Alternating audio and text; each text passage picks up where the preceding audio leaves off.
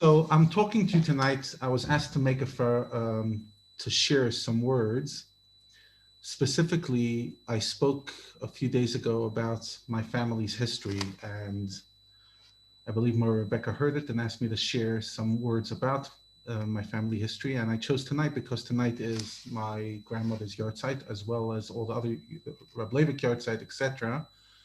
So tonight is the 24th yahrzeit of my grandmother, my mother's mother.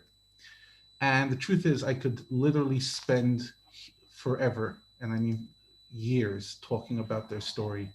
But for the sake of brevity, I want to share a story that I'm surprised this has not been made into a film yet or into a book. My grandfather did write a book about his stories, but the book, it's been made 20, 30,000 copies, but it's a story that's still not known. And if you saw the poster, you saw that the description is deep in the Russian night, a family of 15 growing in their Yiddishkeit, defiant, even in the face of communism. So let me begin with the beginning of the story. My mother's family, their surname is Chazan.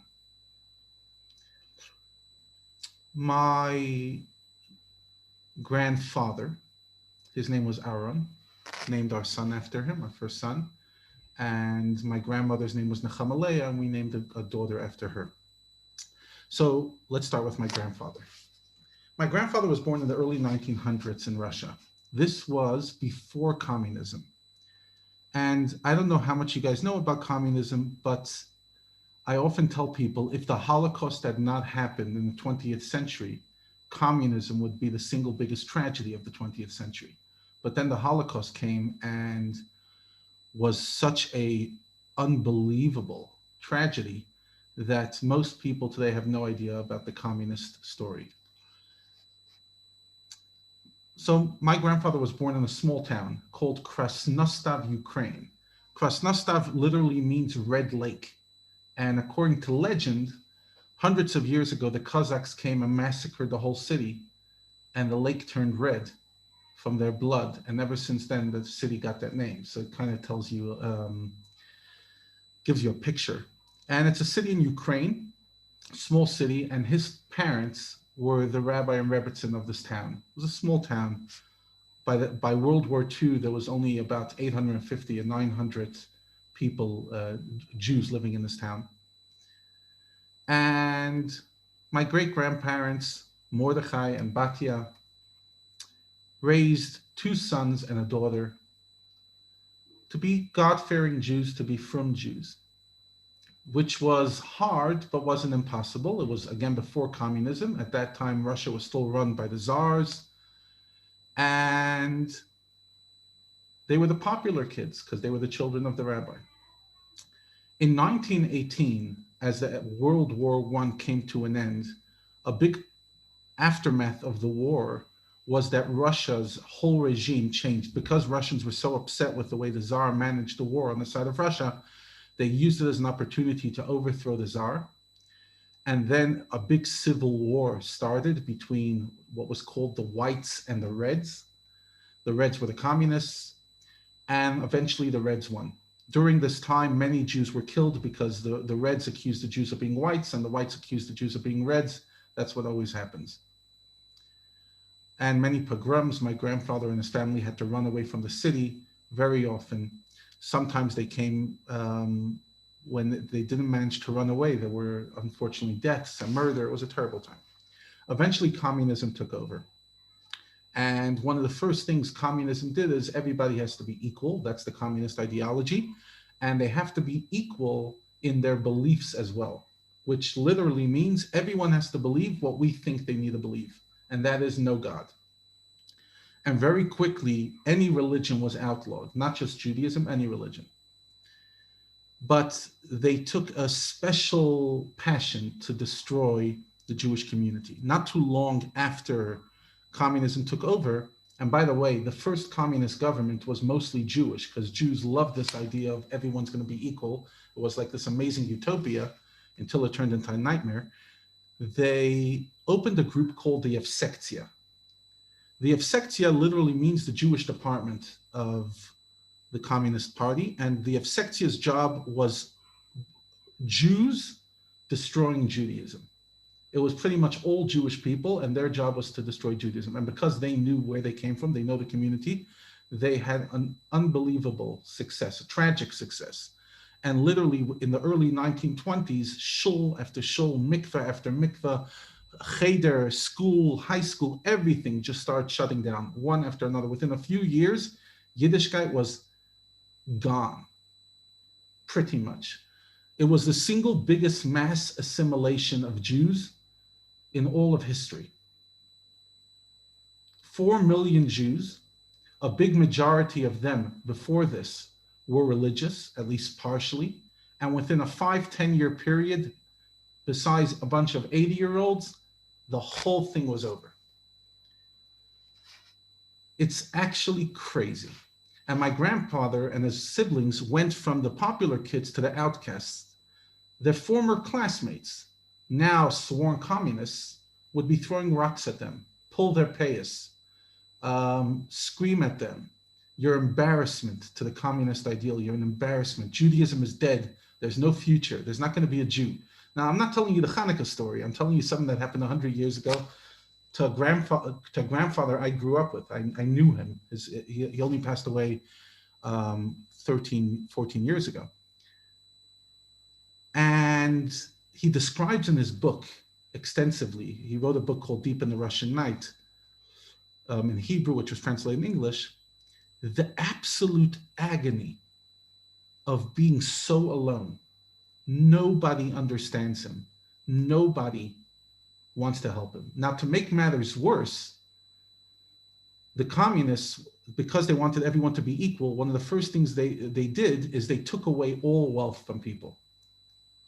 Because the wealthy are stealing from the poor, and they went on an absolute anti-rage against the wealthy. They sent many of the wealthy people to Siberia, killed many of them.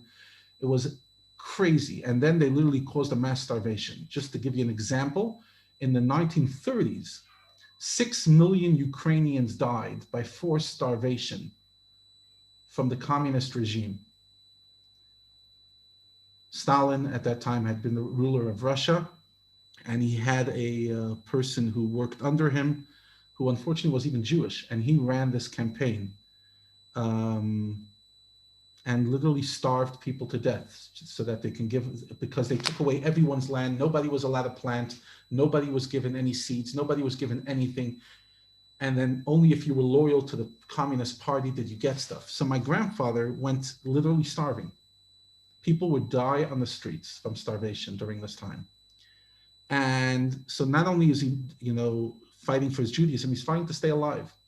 And my grandfather made a commitment he's never going to break Shabbos, no matter what. But in communist Russia, if you don't break Shabbos, you can't get a job. If you can't get a job, then you're a parasite on the system in the communist ideal, and you're killed. So he has to get a job, but he doesn't work on Shabbos. So eventually he found the one job nobody else wanted to do, to make bricks. Literally stand at the fire, put, sand, earth, whatever bricks are made out of in, and form bricks. And he says, I literally felt like a Yid in Mitzrayim, in Egypt, back-breaking labor.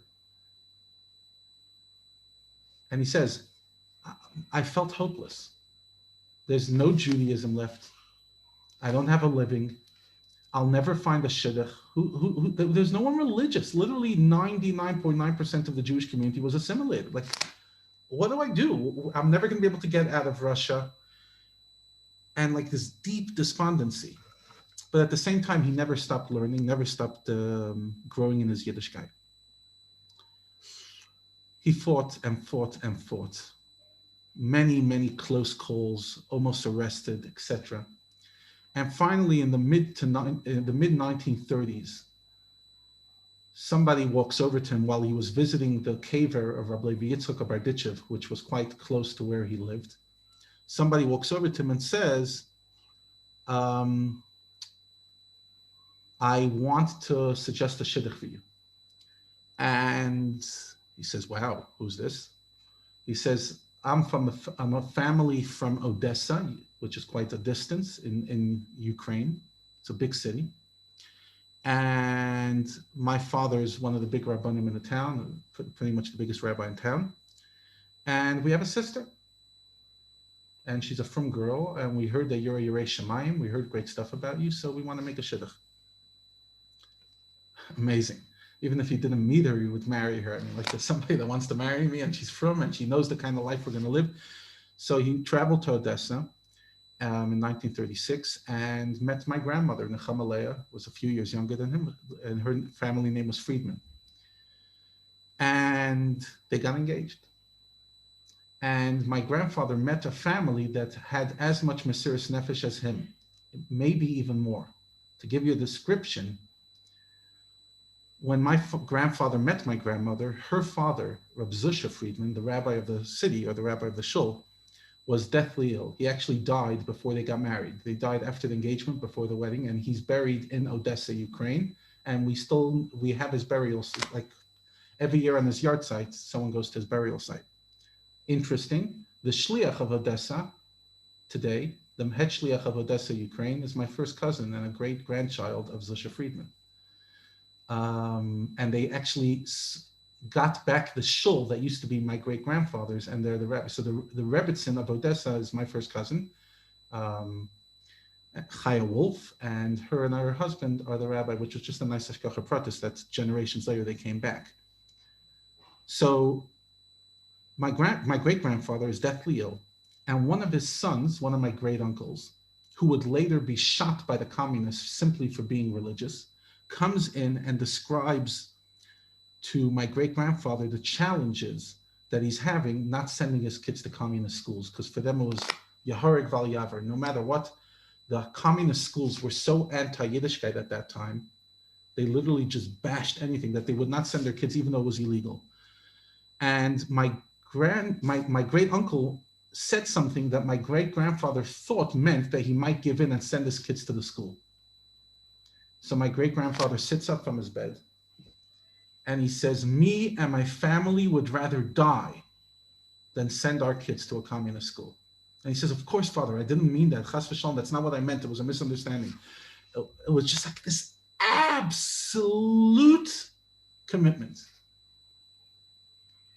A few of my great uncles, all of them with full beards, holy Jews, fathers of young families, were picked up in the late 1930s, 1938, 1939, when Stalin went on an absolute rampage. At that time, many Chabad Hasidim as well were taken and shot. And some of my family were shot. Literally just taken to the jail, shot without a court case. It was an absolute insane time. My grandfather and grandmother get married. They try to settle down. And Baruch Hashem, they have a baby. Their oldest daughter, who's alive and well, her name is Devera Greenberg. And she has 17 children all over the world. Her son is a shliach in Alaska. The woman I mentioned from Odessa is her daughter, and all over the planet. An incredible family. Anyways, they have one daughter and they have a son who they named after my great-grandfather. They named him Zusha. Not too long after Zusha was born, World War II started. And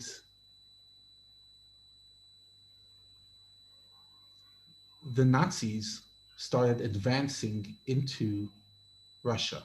They broke a pact. Originally, Stalin and Hitler made a deal. They split Poland in half, and they said that they're not going to fight. But then the Nazis broke the pact and they went into Russia. And this is a part of the Holocaust most people don't know about. Most people, when they think of the Holocaust, they think of concentration camps, which is true. But at the beginning, before concentration camps really came in, the Nazis did mass murder in a very different way. They would show up, and they did this in Ukraine, and according to statistics, over 1 million Jews were killed this way. City to city, take out all the Jews, walk them to a forest not far, and shoot them.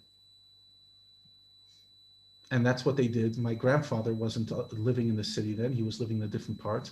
But my great-grandfather, my great-grandmother, their son, their daughter-in-law, and their daughter, and all their kids, which was four grandsons, together with 850 Jews, were taken almost 80 years to the day. Vav Elul, less than a month, 3 weeks from now is going to be 80 years exactly.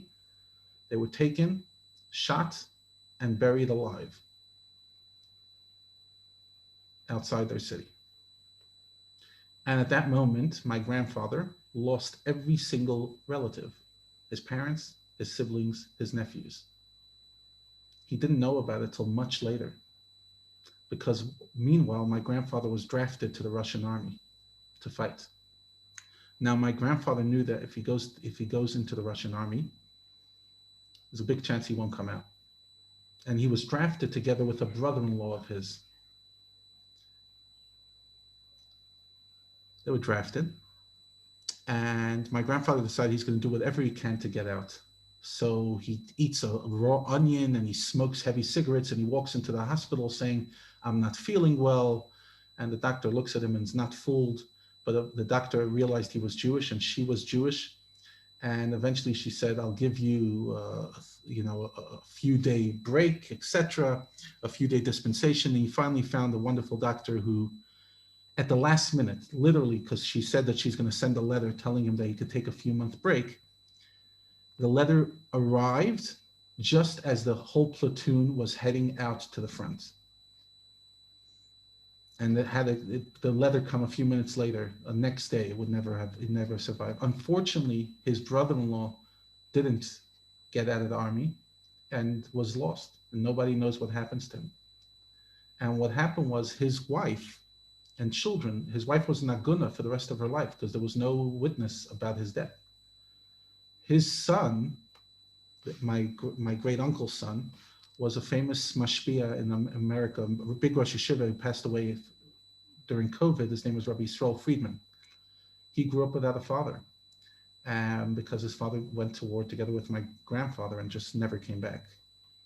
So my grandfather comes, he's saved from the war. By this time, he wants to head back to where his family lives in Odessa, but he hears that the Nazis had conquered Odessa, so he has no idea if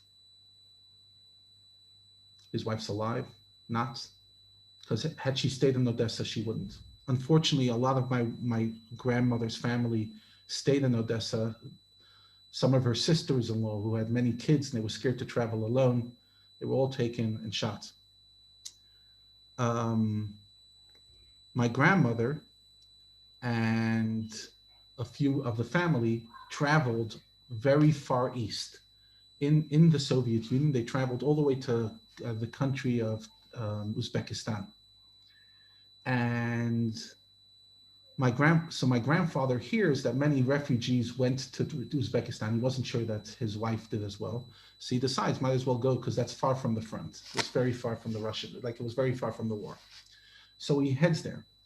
And now he has to start, he hears a rumor that someone says that his wife came to this country, but he can't find her. So he describes how he jumps on a train to go from city to city, but he couldn't afford the train. So he's sitting on the top, holding up from the top of the train. I told you, it's like movie material.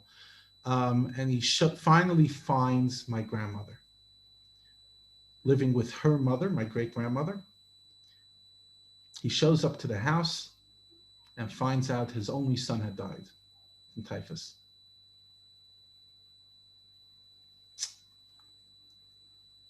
Meanwhile, when he left, his wife was pregnant, but he didn't know yet. She was very early pregnancy, and he had a new baby girl. And he describes, he says, on the one hand, like it was such a comfort to have a girl, but nothing could remove the pain of losing my son. And nobody knows where his son is buried. My great uncle, he was buried somewhere in Uzbekistan without a gravesite, and unfortunately lost to history. Again, this is not far generations. This is my mother's brother, my uncle. Just to give you a sample of what we're talking about.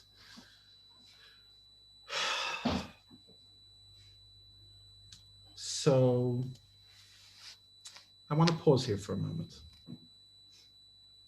If you, not for you, if you could imagine somebody who their entire life they're living poverty, starvation, pain, threatened for their Yiddishkeit. Their whole family is killed in war. Their own child dies. What's the chances that this person would believe in life and want to continue living? I would argue close to zero. It gets much worse before it gets better. In the right after the war, many Chabad Hasidim and many Jews managed to escape Russia just before the Iron Curtain went up and they didn't allow them to escape. And that was, if you proved that you were a Polish citizen, then you could go back to Poland if you escaped from Poland into Russia during the war. So many people got false documents, or they found documents of people who died. That's, by the way, how my other grandparents came out. My father's parents came out of Russia in 1947 under a passport of somebody else. Their name was Gasthalter. And the truth is, my grandparents kept that surname, Gasthalter, for 20, 30 years until they felt a little safe living in America, and they switched back to Afton.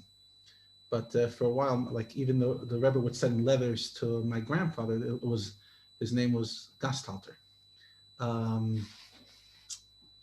But these grandparents, Chazan, Aaron, and Chamalea, she was called Leah. They tried to get out. They came to Moscow, and they were intending to travel from Moscow to the border city, Leningrad. But they come to Moscow, and they find out that the borders are shut. It's over. Can't get out. So most Holocaust survivors, after the war, managed to move elsewhere. Not my grandparents. They were stuck in Russia for the next 20 years.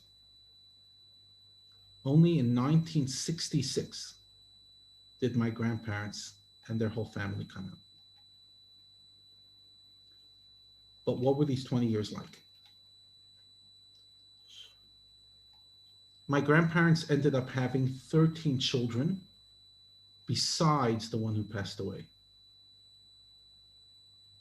So the truth is they had 14 children. 13 children. My mother is second to the youngest.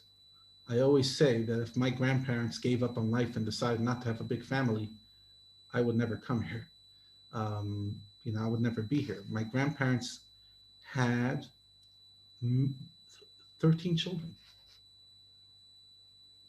And each one of them, each of the 13 children, was from. Each of them was raised to be proudly Jewish, and I mean super proudly Jewish. For example, I have an uncle who lives in Bnei Brak today.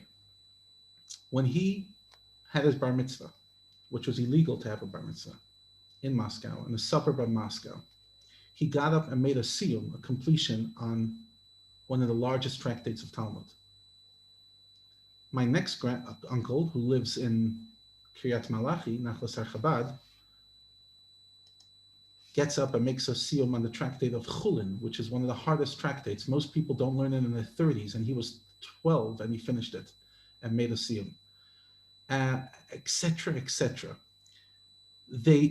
My grandfather and grandmother did not break one Shabbos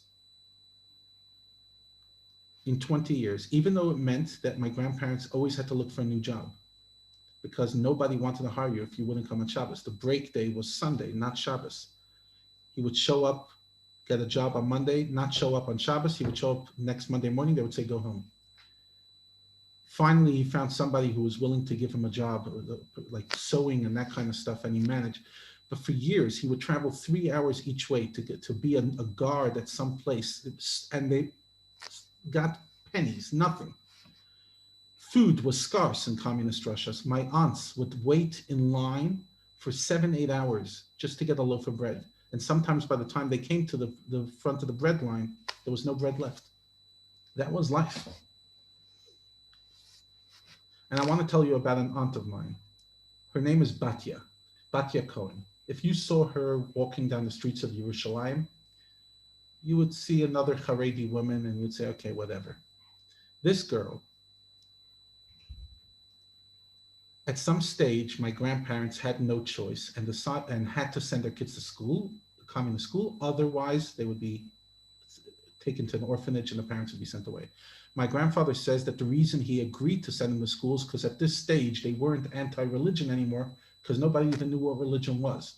So in the 30s, when they were anti-religion, they literally went and tried to remove religion. In the 50s and 60s, they didn't fight religion because there was nobody there. There was nobody to fight with. So he sends his kids, but he didn't send them on Shabbos. Eventually, the mayor of the city comes to his house and says, Mr. Hazan, if you don't send your kids to the school, you're going to have huge, huge issues on Shabbos.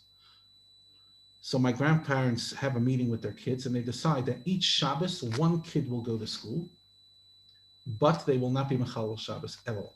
So this is how it worked. The first Shabbos that they had to go to school was Rosh Hashanah. And my aunt Batya was the one that was going to go. She's just before the Friday ends, one of her brothers comes in, takes her bags, and takes it home so that she doesn't have to carry. She stays, comes home that night, goes to the Rosh Hashanah minyan in the basement of my grandparents' house. They had a minyan. My grandparents had a mikveh in their basement. They had a matzah bakery.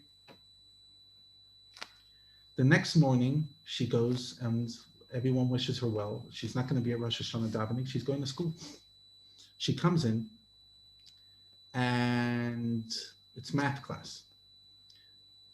And the teacher says, go make a sum on the board. And she says, I don't write on Shabbos. And the teacher starts shrieking at her. I don't go on Shabbos. Eventually, the mayor of the city came to see if any of the Chazan kids came.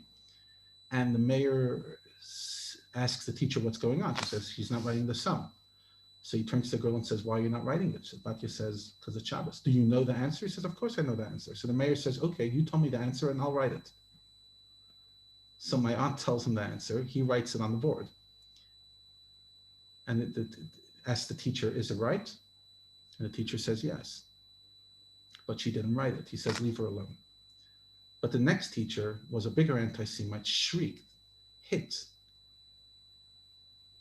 My aunt came home with the biggest smile on her face. I didn't break Shabbos. And then the kids would have competitions. I'm going to go to school next weekend. I'm going to be even braver than you, braver than you. And I have an uncle who lives in New York. He was young because my grandparents only sent the older kids to school. Like if they try to keep the kids at home as long as possible. When I'm older, I'm going to be even braver. Thank God he never had to go. But that's what it was. Literally standing up, dressing in a tzniistic way, even though everyone laughed at you. At some stage, like, once she reached an age, she wasn't comfortable to dance with boys. She had to quit the dance group, and everyone starts harassing her. No, I'm on principle. Just try to understand, you're not living in a secular society where, you could you could go from one school to the next. They never knew if they'll ever get out of Russia. They had no idea that they would ever get out. Some Jews never got out to the 80s, to the 90s. They never made it out. They know that they have family in Israel, but they have no way of communicating with them. They have no way of knowing that this battle is worth it. It might be a royal waste of time. They might just die, go down in history as a family of brave fools. But they didn't care. And they kept on building the family. My grandfather describes how one time he had to go, they managed to buy an animal to shecht. So they're going late at night to a sheikh's house to shecht it, and then bring the meat, and they're terrified to see is the animal kosher, is the chicken kosher, and finally it's kosher. Then they salt it, and then my mother was born just before they left Russia. She was 6-7 years old when they left, and she says when she arrived in Israel in 1966, they offered her a citrus, an orange, a nachi. She never saw anything like that. There was no such, what is that? What do I do with it? There was literally no food. Whatever you just ate, whatever you had.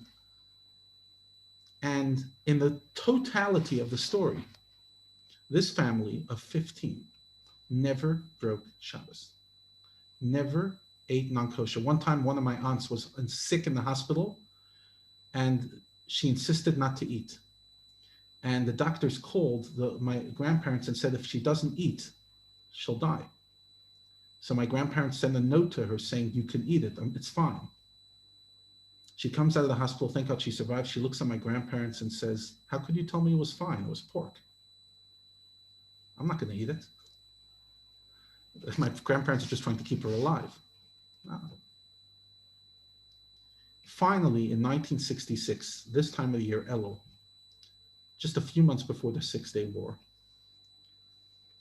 after pulling lots of connections, out of begging the president of Russia and this person and that person, they finally get a message that they can go.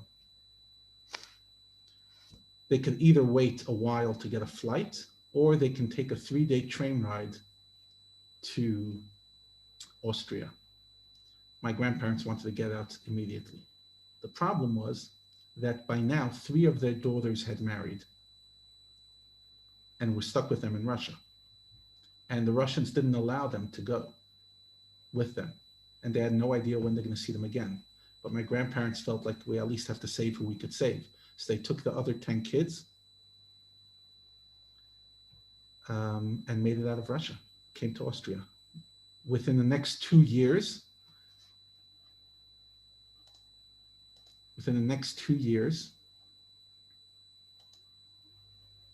they all managed to come out. Now I know we're running out of time, and please God, I will continue this in its right time. It's a story for another day. But what I want to impress on each and every one of you is, each and every one of us, are going through difficult times. Acknowledged. It's painful. It's hard. But when I go through a difficult day, I think back to the people that I come from. Human beings. My grandmother, whose yahrzeit is tonight, my grandfather, and their strength. But also the aftermath. Because in the last minute, I want to tell you this. Each of my grandparents has dozens of descendants named after them. I don't know the exact number of how many descendants they have. They have 13 kids, 110 grandchildren, hundreds of great-grandchildren, and many great-great-grandchildren. I estimate, and I might on the low end, that they have about 700 descendants.